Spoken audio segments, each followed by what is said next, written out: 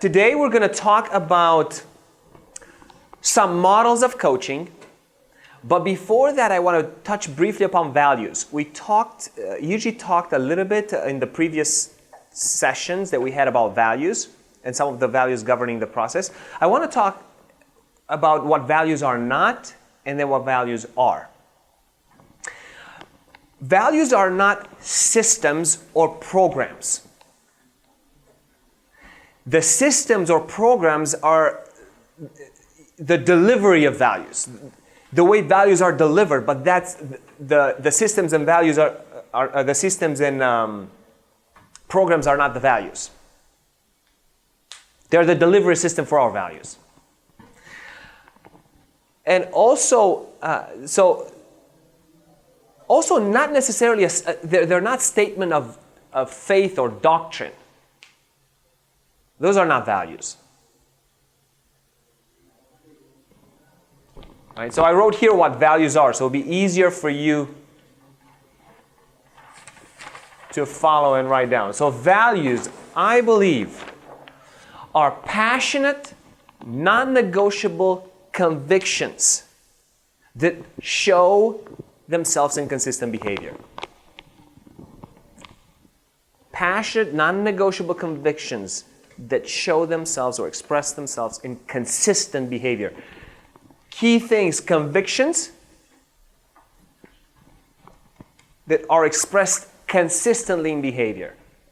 You know, I work also with companies that all have values on the wall, and that doesn't mean that they are the true values, that represent the true culture of the company, because they're not consistently applied throughout the organization. And I can say the same thing about the church. What are those convictions that we have that are consistently expressed in behavior? And we're going to look briefly at Acts 2, 42 and 47 to see their behaviors and what they valued. So the first thing, it says that they were devoted to the apostles' teaching. That's what they were devoted to. That was their behavior. They wanted to study and sit under the apostles' teaching. They valued knowing God's ways. Right? They met every day in various contexts, which means that they valued relationships. They prayed together, which means that they valued intimacy with God, right? They gave to everyone who had need, which means they valued generosity. They praised God together, which means that they valued who God was and what He did. Okay, so it's important to understand. And whenever you coach the church planter, when they come up with their values, you have to probe and say, how are these values expressed consistently in your daily rhythm of church life? Okay? So we've talked about some of the values Iji presented yesterday. I would say some of the things that we value within M4, coaching, the church planning that we do in M4, is it's a spirit-led. As we said, two questions are important. What is God saying? What are we going to do about it? But first, we must make sure that we hear from God and act in obedience. Also, we talked about trust, honesty, accountability, and I would also add being teachable. That's a key area, because I think when you stop learning, you stop growing. And as a leader, you start dying. So it's crucial that you have a teachable posture. And you can learn from anybody. I'll give you an example. As we were getting ready to plant our church in Romania, I was finishing seminary, and I visited this church planter, and I stayed with him for a week, learning how they were doing things. And his 5-year-old daughter, it was Sunday morning, and his 5-year-old daughter, Haley, was playing with her toys. And then I said to her, "Hey, Haley, are you ready to go to church?" And then she stopped, looked at me, and said, "People are the church." I had just graduated from seminary. At that moment, I felt embarrassed, amazed, humbled. A 5-year-old reminds me of this reality. The church is not a program, it's not a meeting we attend, it's not a place where we go. It's the people of God. That was one of the best lessons I've learned that year. And I have since tried to always think, because language it's important. The language we use is important. And then I always thought church being people, And even now, as we drive somewhere and someone says, "Well, that's a beautiful church," I say, "Do you see anybody?" It's a building. So anyways, the idea is being teachable, learning from 5-year-olds, learning from... I go into any environment, eyes open, mind open, to learn. That's my posture. Everywhere I go. So that's an important value. And obviously there are others. Those are some of the key values on coaching. I want to talk a little bit about the various models for coaching. There are different ways of coaching people. And I'll tell you, I will not go in depth into each one of them, but I will briefly mention them. The first one that I was exposed about 8 years ago was the Bob Logan 5 R's. How many of you have heard of that? Okay. I'll tell you briefly what it stands for. We will not focus too much on it because we can. There are several that I'll just mention. You can, look into them. I just want to make you aware there are various ways. And even within M4, there are some who use this model. It's totally okay. There are 5 R's that show different stages within the coaching session, right? First one is relate. You build rapport. You build trust. You often start out with, what are evidences of God's grace in your life? Like Iji said, it's important to start on a positive note, celebrating what God is doing in the church planter's life. And oftentimes when I was planning a church and I was being coached, that was the question that kept coming up. I thought it was a great question. I still use it today. What are evidences of God's grace in your life? Then you go to the second, which is reflect. You reflect on previous progress. You reflect on also on what's going on, where you're at right now, and where you want to go. Okay? And then refocus. If this is where you want to go, if this is the goal, what are the different options, different possibilities of moving forward? And then you look at what are the resources that I need in order to accomplish this goal. And finally, you get to review. Okay, this is what we've talked about. What are you actually going to do? The reason I don't use this model is because I forget 1 or 2 of the R's. I can never remember those 5. That's why I don't use it. It's a very simple, practical reason. So I was like, this is, you got to do whatever. The model that I use, it's so simple, it's so easy for me to use, so that's why I use it. If this fits better for you, if you say, man, I can easily remember this, I can apply it, this fits with me, that's fine. So that's why I don't use it. So these are the 5 R's. I will also, you have in your notes, the coach model by Keith Webb. Right? And I think some of you are familiar with him. I think he's a great guy. Some of our friends, both in the States and in Spain, are using his approach to coaching and his model, and it's awesome. So the coach stands for Connect, I won't write it down. Connect, again, this is the building of rapport and trust. You connect at the relational level. Outcome, what would you like the goal of this session to be? What would you like the outcome of this? What would you like to take away from this conversation, to leave with from this conversation? Awareness, this is the dialogue about present awareness.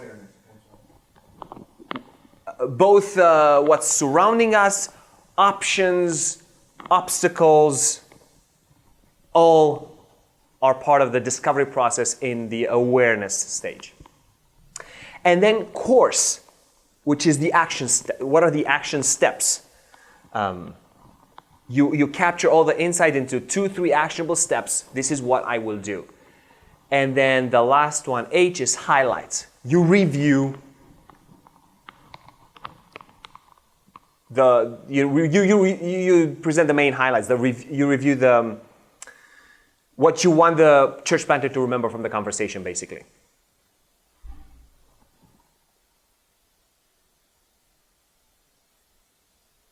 Okay, so and you have the good model that I think is very similar to the grow model. So I'll just jump to the grow model. This is the model that we use. This is the one that I find so easy, so memorable. So that's why I decided to use it, and then we decided as a team let's use this one. Now, there are people in M4 that use others. It's not about what models you use. It's about if it fits you, if you like it, if it works for you, and if it does the job. Helps the church planter and his team move from where they are to where they believe God wants them to be. So, the first one, the G stands for goal.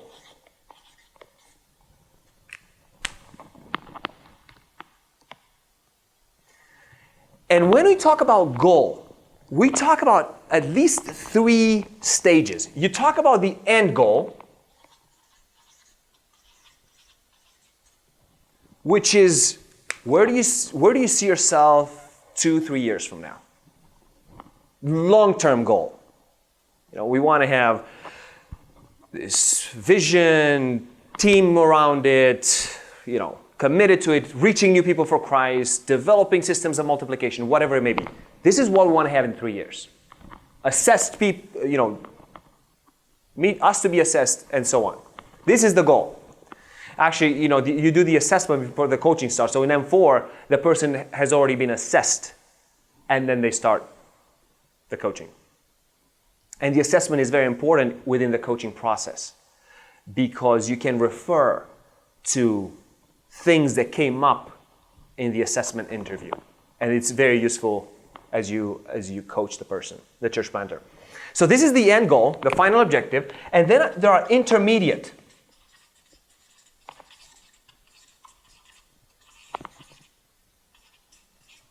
Intermediate goals.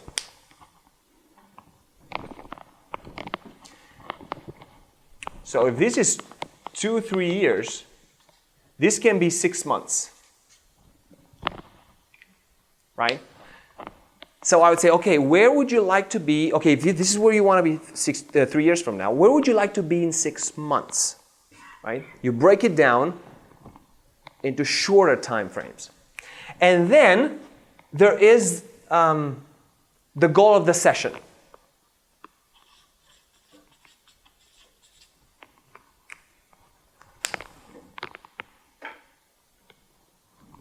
Which is, what would you like to see, what would you like to accomplish today? What would you like to focus on today? What would be a successful coaching session today for you? That's the goal of the session. Now, there has to be alignment between these 3. This is very important, and we have struggled with that because teams would say, okay, this is where we want to be in 6 months, but does this goal today fit with the overall goals that we set for ourselves? In M4, and we talk about M4 because this is the process that we're engaged in, they set some goals for 6 months. 5 to 6 months. This is where we want to be. This is what we want to work on. Then during the session, you have to make sure that the sessions consistently move in the direction of achieving those goals. Now, there may be things that come up that you will address, but if you meet with a church planter and then you visit the team and you're not helping them make progress towards these goals, then you're not helping them. Which brings me to the point that it's very important what goals they set. Right? Are they consistent with the overall goal? So that, the principle of the path. It's the direction you are onto that determines the destination that you will arrive to. And if it's like this way, you will go off, right? So I think that is very important when you talk about the goal. So this is the goal. This is, you want to know what are you going to focus on. Simply put, I would say, you wouldn't ask this question, but for me, they're very, what do you want? That's the goal. What do you want? I would not ask it this way, but for me, I have 4 simple questions that go with these 4 steps in the coaching process. Now, I want to say something else. You don't think about this in a linear fashion. I'm in goal. Now, I move to, we'll see, reality. That's the next one. And now I'm in reality. And now I move to options. Now I'm in, and man, I should go back, but you don't think like this. You think, you go back and forth at times. And sometimes you do not even start the session with the goal. You may not. You may explore reality. You may start there with what's happening around you. What are the pressures, the concerns that you have, right? You talk about what's going on. Okay? So you may start, and here are questions as they describe. You talk about, okay, what are risk factors regarding what's happening? What are some of the dangers? What are some of the, here you also talk about what are some of the obstacles, the difficulties that you encounter. So, the question here is,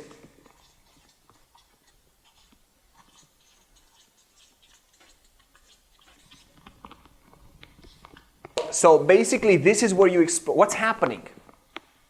What do you want? What's happening? And the O stands for options.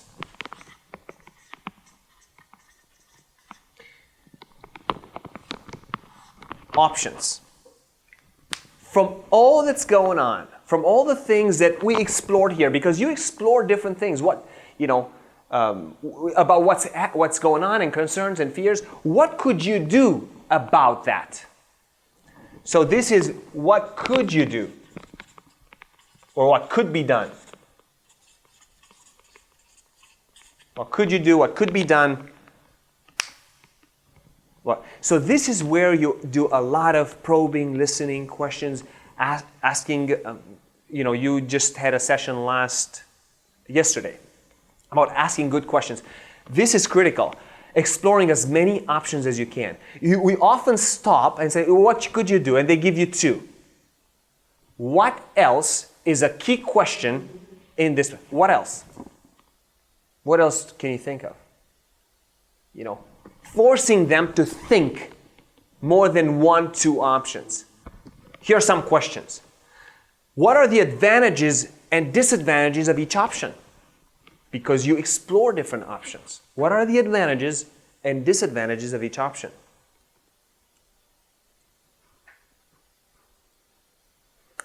What factors will you use to weigh the options? How will you weigh the options?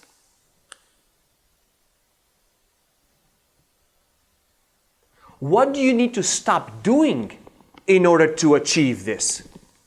Oftentimes, that's something that we need to reorganize and realize, man, I can't. Something needs to go before I commit to this. And which route offers the greatest success, the greatest progress of the options? And you see, now you're kind of zooming in to the best one, to the best course of action. What option, what route would lead you to make most progress? Okay. I will move to the will and then we'll review because this is not motivation. Will doesn't have to do with motivation. I was describing this to someone and saying, oh, if you have to establish the motivation, then you're like, if they're not motivated, it's very, how will they work on it? And I said, well, there may be times where they're not so motivated and you can work with that, and we'll see a tool that we use for it. But will is basically, what will you do? If this is what could be done, or what could you do, this is what will you do.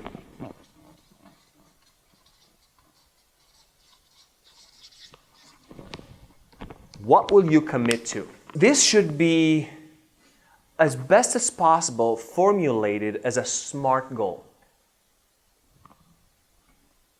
How many of you are familiar with the acronym SMART? Okay, some of you are.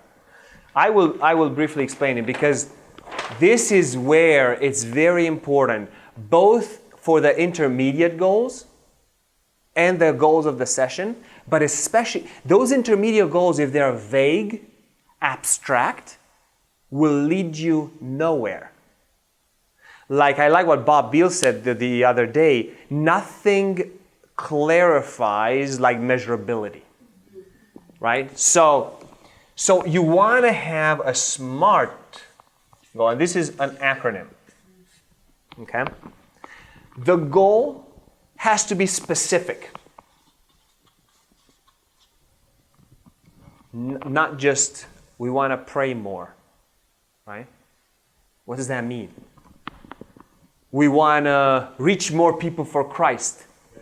You see? Yes, amen. But what does that mean? You see, it's a good desire. But, or it's a good wish. But, if you don't have a plan, it's just a wish. It remains a wish. If it's not specific enough, then you want it to be measurable.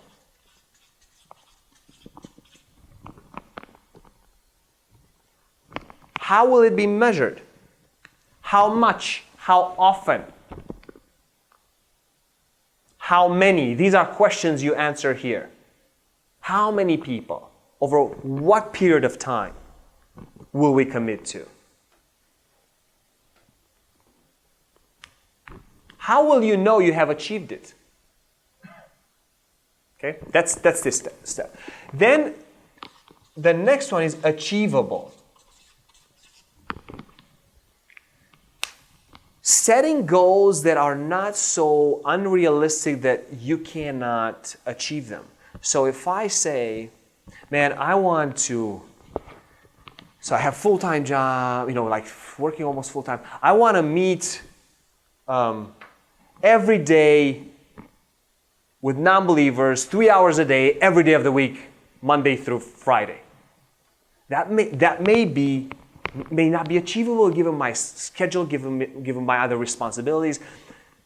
You look for, is it really possible to achieve this? Also, it's got to be relevant. And this is where you bring in that alignment. Is it relevant to the things that you're trying to accomplish together with your team? Does it fit with the overall direction in which you are going?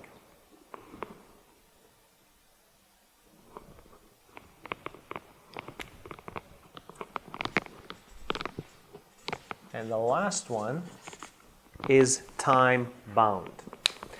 This is the question of when should the activity start, for how long will it last, time. And by the way, you know, I just said I'm going to put, this is the acronym for GROW. You see, this is very easy for me to remember. I have a bad memory, so I can apply, I know, okay, I need to, I feel like I didn't do such a good job. I didn't explore reality enough. We jumped too quickly to options. Let me go back and explore more of the concerns he had, or the problems, difficulties he had, obstacles that could be. You see, you may be here and then you say, okay, what with this option, what are the potential obstacles or potential dangers, potential risk factors? So you move back and forth. The two C's, character and competencies, are things that are foundational. Of course, the calling, you see, if you feel called by God, you go with it, and there's chemistry, it's great. These things you got to come back to, and you got to evaluate the church planner very carefully. If you have high character and high competency, there is unlimited potential of what God can do through you. It's amazing. People with high character continuing to grow, and high competencies, amazing skills, great fit, unlimited. Now, if the character is high and they have lower competencies, you see, these are things that you can coach and train. Now, you have to have a basic level. But these are good guys. These are good church planters that lack the experience, the skills, the knowledge sometimes, haven't been exposed to resources, so they're limited. Now, these guys here, low character, low competencies, they're irrelevant. You don't even bother with them, right? This is the trickiest and the most dangerous. If you have guys who are extremely gifted, and I know guys like that, extremely gifted, very competent, but low in their character, that's a dangerous ground. And I don't know if you follow, this has happened recently in the church at large, and it's been so sad to see amazingly gifted leaders that I've learned so much from, but in character that it's been low, and that was dangerous, and it fell. So these you can coach. These it's difficult to work, and you have to. It's a really big red flag. The lower the character. And you see, that's what happens often. You look at the gifts, you look at the competency, and you think, man, this guy is has so many things going for him. So, anyways, this is a tool that I have in mind, and I hope it's helpful for you.